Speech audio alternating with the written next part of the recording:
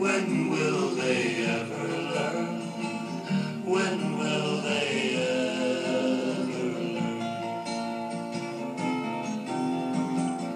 learn? Hey y'all!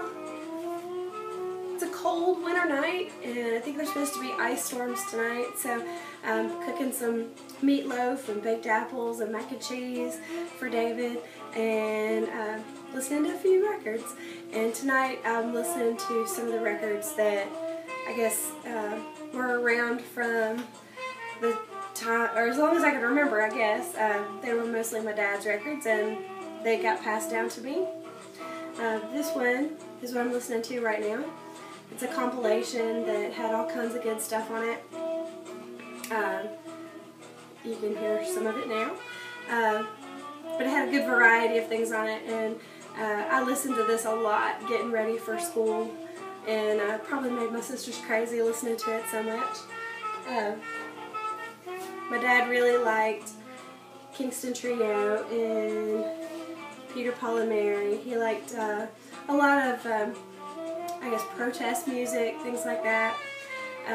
He was always telling us that, well, he gave me a bumper sticker even that said "Question Authority" because he said that was my job as a teenager and as the next generation was to question authority and keep everybody on their toes and find the places where the previous generation messed up and try to fix it. He said that was our duty and pass that on to us. This is another record that, well, I don't think he had this record, but I know he had a couple of compilations that had Donovan on it. And he loved the Doors, and I had older copies of these, and my husband and I started a record store a while back, and I was all in. I just put my whole collection in the store, and these were two of the first things to get sold, and it kind of made me feel a little bit better that they were sold to a kid who was about, I guess, maybe 13 or 14, and I bumped into him just recently, and I asked him about him because I was going to buy him back from him, and he said that he had them framed on the wall, so he said that they were his most prized possessions, so I had to kind of let go a little bit and just release them and let somebody else love them, because I'm glad that that means something to him too. But my husband got me these for my birthday a few years ago to replace them, and to be honest with you, they sound a lot better because they didn't have little girls dancing around them making the needle jump. So they sound awesome, but I kind of wish I still had my old ones back. I'd say, well, there's another one we picked up. I think we got this one in a thrift store, which we were shocked to find. I think we had this one on 8-track when I was little. I think. Yeah. And my dad loved Arlo Guthrie. We listened to Alice's Restaurant so many times, it's not even funny. We could pretty much recite it, and my dad often did. He wanted us all to really read and listen to, I guess, the lessons from 1984 and Animal Farm, and wanted us to be thinkers, or to think for ourselves and find our own way, which I really appreciate. So I know a lot of people have talked about Doors records before, but I kind of wanted to talk a little bit about mine, and because it made me think of my dad on this cold winter night. And this is probably my favorite one. If you don't have this record, Strange Days, I would definitely get it if you can. It's an awesome record. And I guess that's pretty much all I have to say. You guys have a lovely, cozy evening and stay warm. And I think my timer's about to go off. It'll be time to set the table. So, you guys, I'll talk to you soon. Bye. Here it comes. You can get anything you want at Alice's Restaurant. You can get anything you want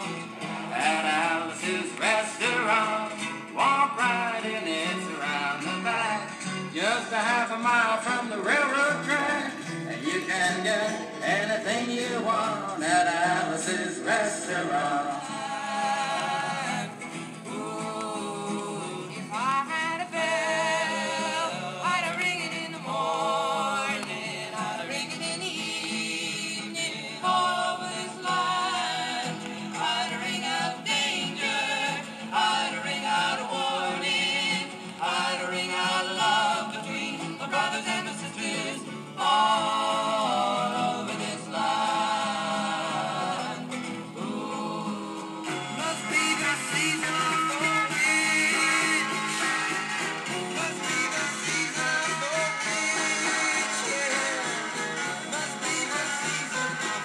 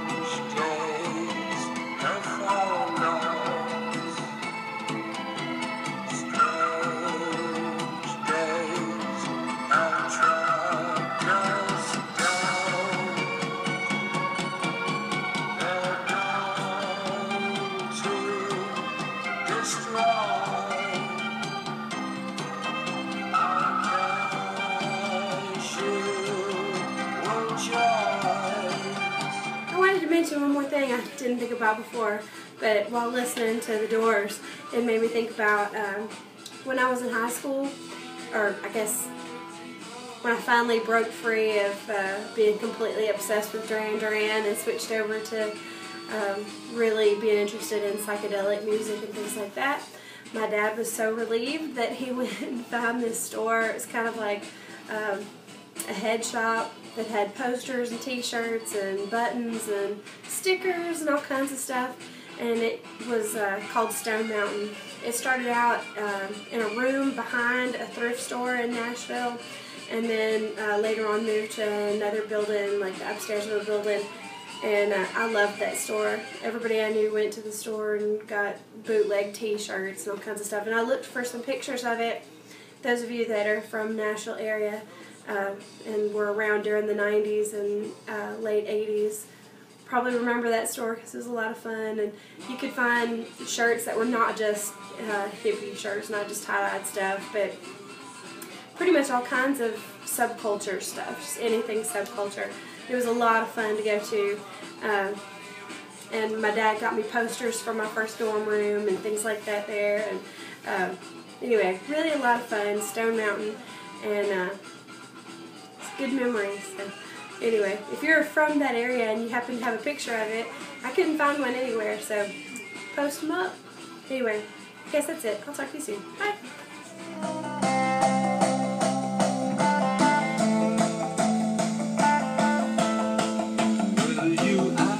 How much I love you. Why do ships with sails love the wind? And will I be thinking of you? Will I ever pass this way again?